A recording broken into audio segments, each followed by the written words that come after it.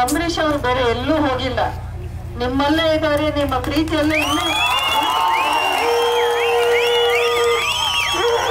ಈ ಒಂದು ಸ್ವಾಗತಕ್ಕೆ ನನ್ನ ತುಂಬ ಹೃದಯದ ಧನ್ಯವಾದಗಳು. ಮೊದಲನೇದಾಗಿ ಈ ಒಂದಿನ ನಾನು ಅದೆಂತ ಸಾಹಸ ಮಾಡ್ತಾ ಇದ್ದೀನಿ, ಎಂತ ಒಂದು ರಿಸ್ಕ್ ನಾನು ತಗೊಂಡಿದ್ದೀನಿ ಅಂತ ನನಗೆ ಚೆನ್ನಾಗಿ ಗೊತ್ತಿದೆ.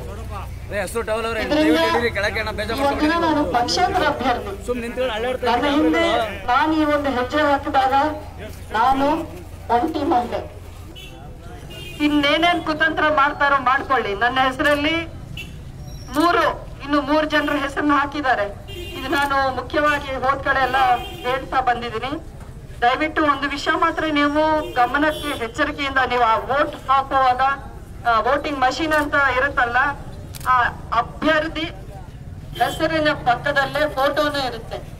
ಆ ಫೋಟೋನ ಒಂದೆರಡು ನಿಮಿಷ ನಿಮ್ ಟೈಮ್ ತಗೊಂಡ್ರು ಪರವಾಗಿಲ್ಲ, ಆರಾಮಾಗಿ ನೋಡಿ ಆ ಫೋಟೋನ ಗಮನಕ್ಕೆ ತಗೊಳ್ಳಿ. ಸೀರಿಯಲ್ ನಂಬರು ಇವೆಲ್ಲಾನು ಈಗ ಇನ್ನೇನು ಈ ಸಾಯಂಕಾಲದಿಂದ ಅದನ್ನ ನಾವು ಅನೌನ್ಸ್ ಮಾಡಿ ಪ್ರಚಾರ ಮಾಡ್ತಾ ಇರ್ತೀವಿ.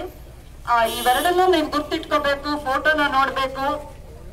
ಸುಮಲತಾ ಅಂಬರೀಷ್ ಅನ್ನೋ ಹೆಸರಿರುತ್ತೆ.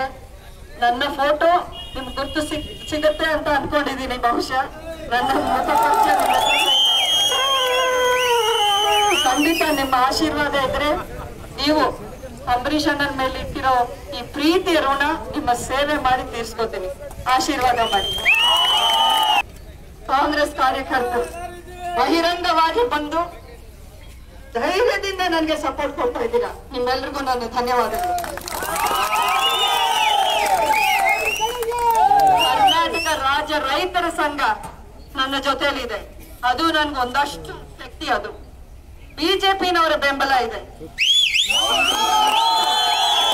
ಇಷ್ಟೊಂದು ಒಂದೇ ಅಭ್ಯರ್ಥಿಗೋಸ್ಕರ ಒಂದೇ ಸಲ ಕೆಲಸ ಮಾಡೋದು ಬರೀ ಮಂಡ್ಯ ಜಿಲ್ಲೆಯಲ್ಲಿ ಇದೊಂದು ಇತಿಹಾಸ ಅಂತ ನಾನು ಅನ್ಕೊಂಡಿದ್ದೀನಿ, ಬೇರೆ ಎಲ್ಲೂ ನಡೆಯಲ್ಲ. ಯಾಕಂದ್ರೆ ಅಂಬರೀಷ್ ಅವರು ಯಾವತ್ತೂ ಪಕ್ಷಾತೀತವಾಗೇ ಇದ್ರು. ಅವರನ್ನ ಎಲ್ಲಾ ಪಕ್ಷದವರು ಪ್ರೀತಿಸ್ತಾ ಇದ್ರು. ಅವರು ಎಲ್ಲಾ ಪಕ್ಷದವರನ್ನು ಸ್ನೇಹ ಮಾಡಿಕೊಂಡು ಆತ್ಮೀಯ ಸಂಬಂಧಗಳು ಬೆಳೆಸ್ಕೊಂಡಿರೋರು.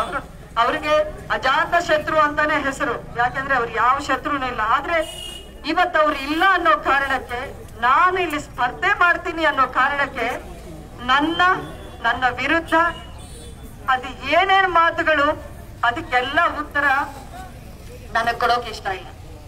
ಅದಕ್ಕೆಲ್ಲ ಉತ್ತರ ನೀವೇ ಕೊಡ್ತೀರಾ ಅನ್ನೋ